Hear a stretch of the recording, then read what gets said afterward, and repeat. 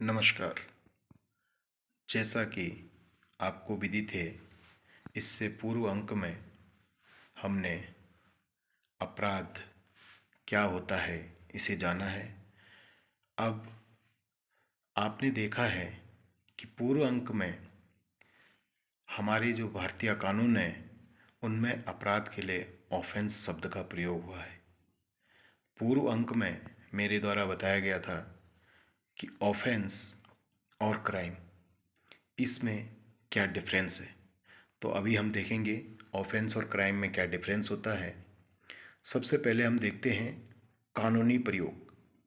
भारतीय कानून जैसे भारतीय नागरिक सुरक्षा संहिता, भारतीय न्याय संहिता और जो अन्य एक्ट हैं उनमें ऑफेंस शब्द का प्रयोग किया गया है। इसी प्रकार से सामान्य बोलचाल और क्रिमिनोलॉजी और मीडिया में क्राइम शब्द का अधिक प्रयोग होता है। अर्थ के रूप में देखेंगे तो ऐसा कोई भी कार्य या चूक जो किसी कानून द्वारा निषिद्ध हो और उसके लिए दंड का प्रावधान हो, ऑफेंस कहलाता है।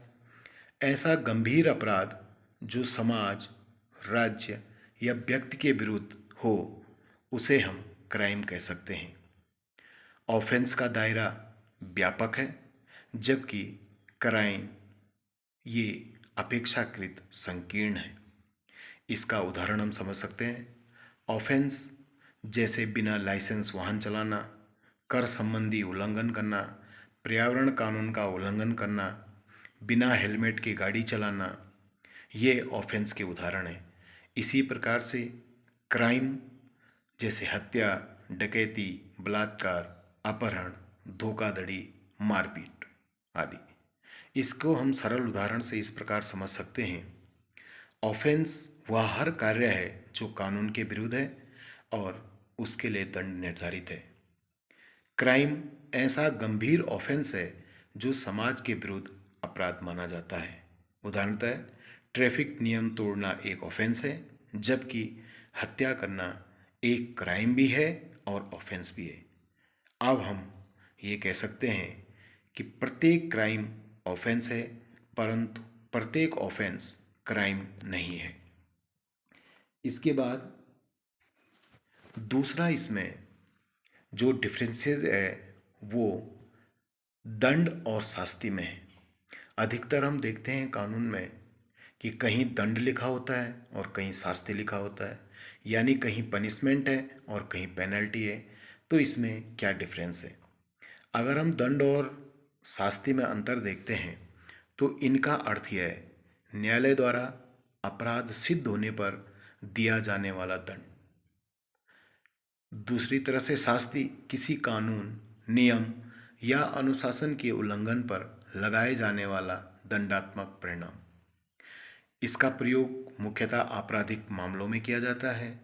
शास्ति का प्रयोग आपराधिक, प्रशासनिक, विभागीय, कर एवं अन्य कानूनों में किया जाता है। दंड सामान्यतः न्यायालय द्वारा दिया जाता है।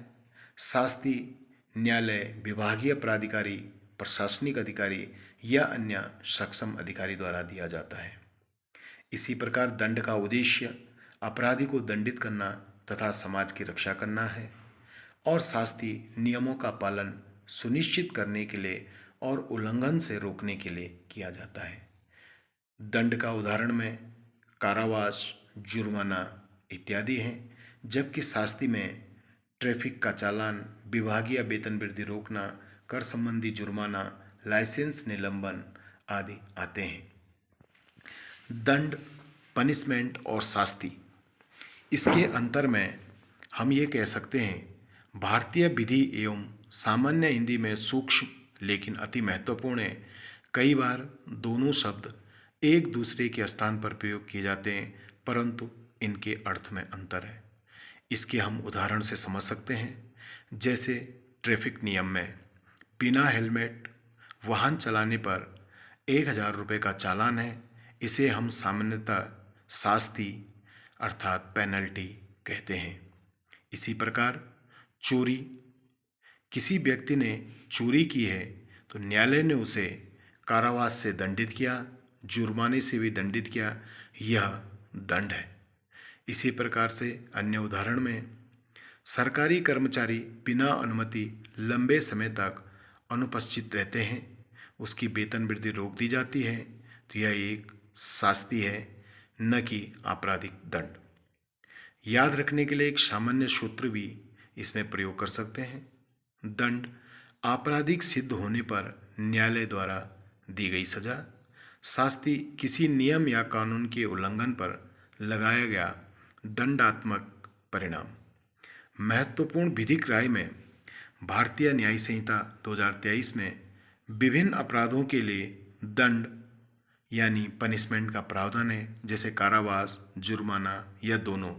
वहीं अनेक विशेष अधिनियम, सेवा नियम और प्रशासनिक कानूनों में पेनल्टी अर्थात शास्ति का प्रावधान मिलता है, जो हमेशा आपराधिक सजा नहीं होती है।